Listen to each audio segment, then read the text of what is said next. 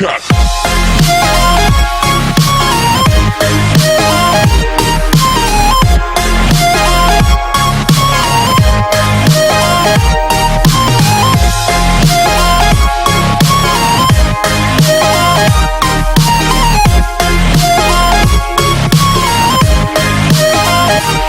Hi everyone and welcome to Saving with Jessica. Today is Saturday, December 26, 2020, and I'm going to be updating you guys on my Make It Rain Savings Challenge. We are depositing for last week and this week, so for week 15 and 16. So here is $20, $10 for last week, $10 for this week, and I'm going to check this off. So now we have saved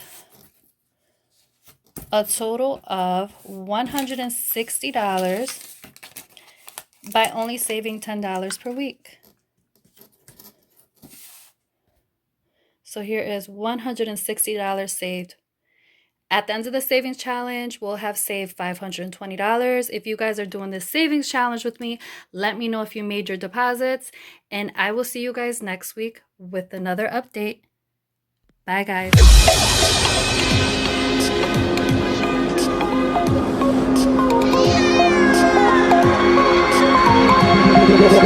Tell me like a Hellcat.